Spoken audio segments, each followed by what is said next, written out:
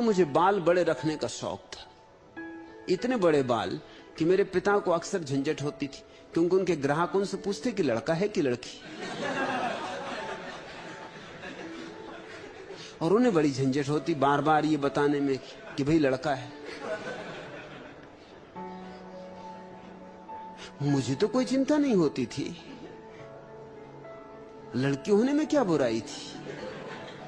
मुझसे तो कभी उनका ग्राहक कह देता कि भाई जरा पानी लिया, तो मैं ले आता, मगर उनको बहुत कष्ट होता, वो कहते कि बाई नहीं, मेरे लड़के को तुम लड़की समझ रहे। तो लोग कहते लेकिन इतने बड़े बड़े बाल। तो उन्होंने मुझसे एक दिन कहा कि बाल काटो, कि दिन भर की झंझट, और या फिर तुम दुकान पे आया मत करो।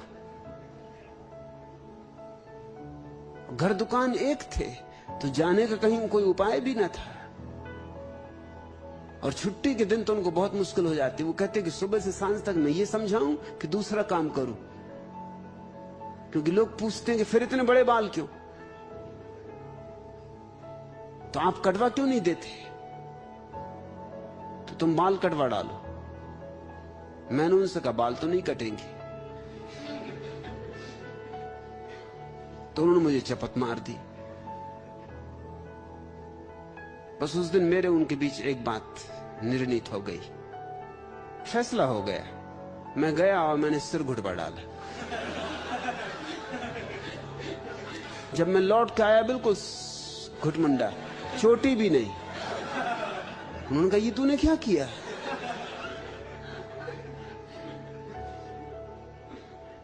मैंने कहा मैंने बात जड़ से ही मिटा दी, अब दोबारा बाल नहीं बढ़ाऊंगा। उन्होंने कहा लेकिन इस तरह सिर घुटाया तब जाता जब पिता मर जाते। मैंने कहा जब आप मरेंगे तो मैं नहीं घुटाऊंगा, बात खत्म हो गई। सो तुम देख रहे हो वो मर गए, मैंने नहीं घुटाया। एक वायदा था, वो निभाना पड़ा।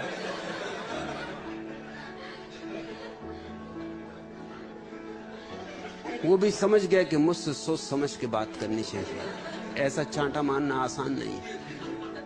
अब लोग उनसे पूछने लगे कि ये क्या हुआ, क्योंकि गांव छोटा गांव, वहां सिर घुटाया ही तब जाता है जब पिता मर जाए। लोग कहने लगे आप जिंदा हो और ये आपके लड़के को क्या हुआ। अब मैं और वहीं बैठने लगा दुकान पे जाकर। उन्होंने मुझसे कहा कि मैं हाथ जोड़ता हूं, उससे तो बाल ही बेहतर थे, कम से कम मैं जिंदा तो था। अब ये मुझसे पूछते हैं कि आप क्या मर गए, ये लड़के ने बाल क्यों घुटाए। मगर उस दिन बात निर्णय हो गई, मेरे उनके बीच हिसाब साफ हो गया। एक बात पक्की हो गई कि मेरे साथ और बच्चों जैसा व्यवहार नहीं किया जा सकता, या तो इधर या उधर, या तो इस पार या उस पार। मैंने उनसे कहा या तो बाल बड़े रहेंगे या बिल्कुल नहीं रहेंगे, आप चुन लो। उन्होंने कहा जो तेरी मर्जी, अब ये मैं बात ही नहीं उठाऊंगा। मैंने कहा यही बात नहीं, आप और बातों के संबंध में भी साफ कर लो।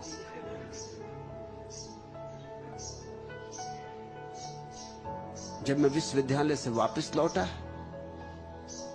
तो मित्र उनसे पूछने लगे कि बेटे का विवाह कब करोगे। तो उन्होंने कहा मैं नहीं पूछ सकता, क्योंकि अगर उसने एक दफा नहीं कह दिया तो बात खत्म हो गई, फिर हां का कोई उपाय न रह जाएगा।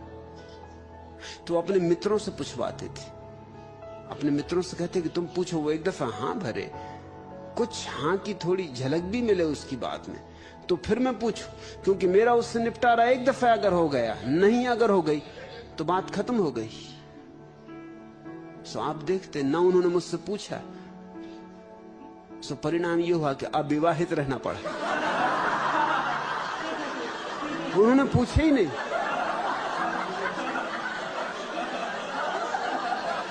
मित्र उनके पूछते थे,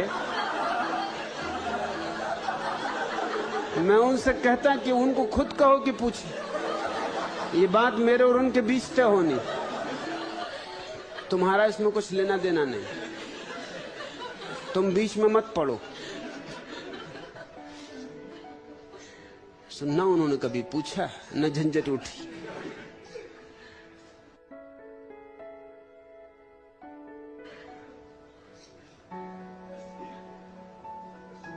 सरल थे, बहुत सरल थे, और चीजों को सरलता समग्रता से ले लेती।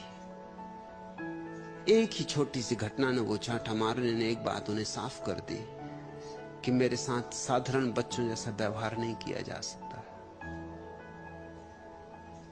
मुझे डांटना डपटना भी हो तो सोच लेना पड़ेगा। मुझसे ये नहीं कहा जा सकता कि ऐसा करो वैसा करो।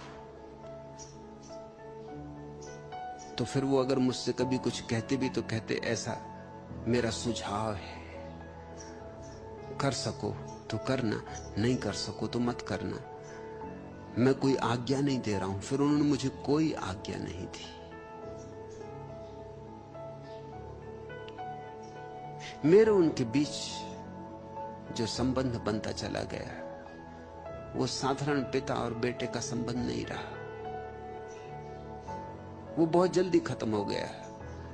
साधारण बेटे और पिता का संबंध, शरीर का संबंध बहुत जल्दी समाप्त हो गया, आत्मा का संबंध निर्मित होता चला गया। सरल थे बहुत। लोगों से कहते थे कि इतने लोग सन्यास ले लिए, मेरी मां ने भी सन्यास ले लिया, आप क्यों सन्यास नहीं लेते? वो कहते मैं प्रतीक्षा कर रहा हूं, जिस दिन ये सहज भाव उठेगा उसी क्षण ले लूंगा। और सुबह 6 बजे एक दिन लक्ष्मी भागी हुई आई। वो यहीं ठहरे थे, लक्ष्मी के कमरे में ही रुके थे, पीछे जो कमरा है मुझसे उसमें ही रुके हुए थे। 6 बजे लक्ष्मी भागी आई। उसने कहा कि वो कहते सन्यास इसी क्षण, अभी। क्योंकि वो 3 बजे से रोज ध्यान करने बैठ जाते थे। और उस दिन अंतर्भाव उठा तो सुबह ठीक 6 बजे सन्यास लिया। बहुत मैंने उन्हें रुका कि मेरे पैर मत छुए, कुछ भी हो, मैं आखिर बेटा हूं। पर उन्होंने कहा वो बात ही मत उठाओ। जब मैं संन्यास्त हो गया तो मैं शिष्य हो गया। अब बेटे और बाप की बात खत्म हो गई। फिर उन्होंने मुझे पैर नहीं छूने दिए। उस दिन के बाद वे मेरे पैर छूते थे। शायद ही किसी पिता ने इतनी हिम्मत की हो, इतनी सरलता, इतनी सहजता।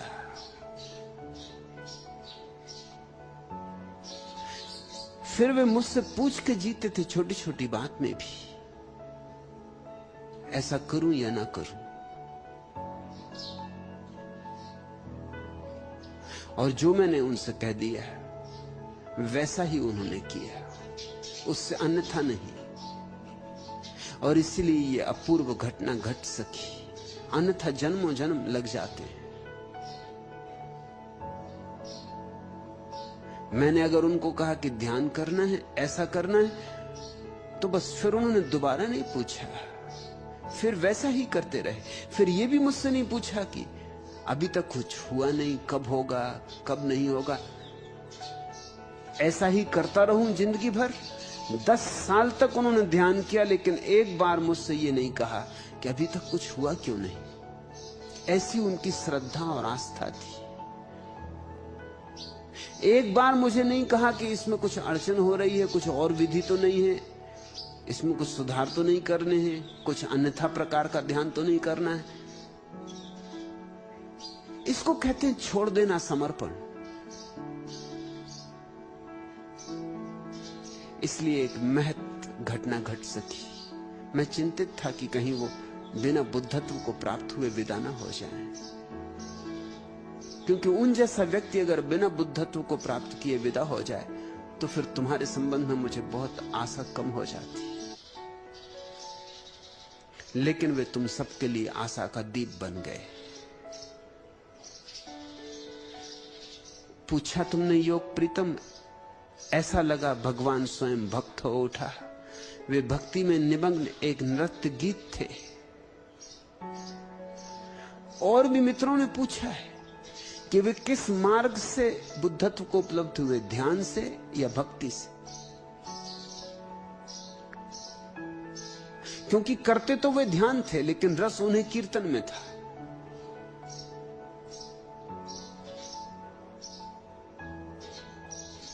तो ध्यान से या कीर्तन से? उनके लिए कीर्तन मार्ग नहीं था, सिर्फ अभिव्यक्ति थी। वो जो उन्हें ध्यान में मिलता था उसे कीर्तन में लुटाते थे। कीर्तन से वे बुद्धत्व को उपलब्ध नहीं हुए, बुद्धत्व को उपलब्ध तो वे ध्यान से ही हुए। लेकिन ध्यान में जो मिले उसे बांटो कैसे? ध्यान गूंगा है, बोल नहीं सकता। भक्ति बोल सकती, डोल सकती। इसलिए ज्ञानी को भी, ध्यानी को भी एक दिन अगर प्रकट करना हो तो भक्ति के सिवाय और कोई उपाय नहीं रह जाता। भक्ति की वो गरिमा है। ध्यान तो रेगिस्तान जैसा है,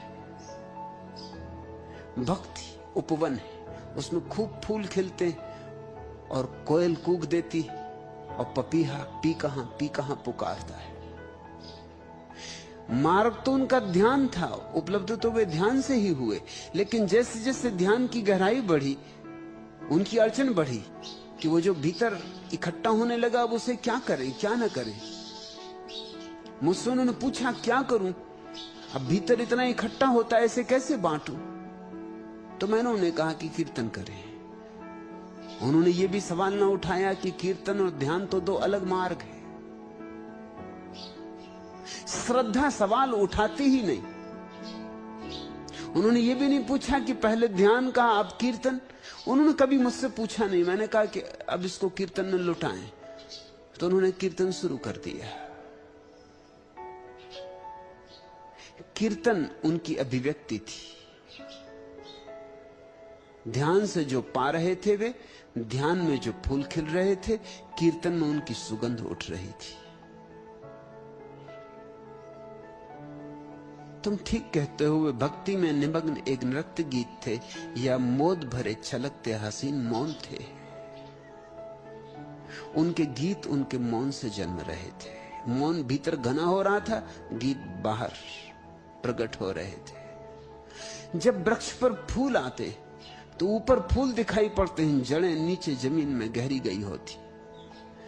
ऐसे ध्यान में गहरे जाओ तो तुम्हारे जीवन में भी बहुत फूल खिलेंगे, रंग रंग के।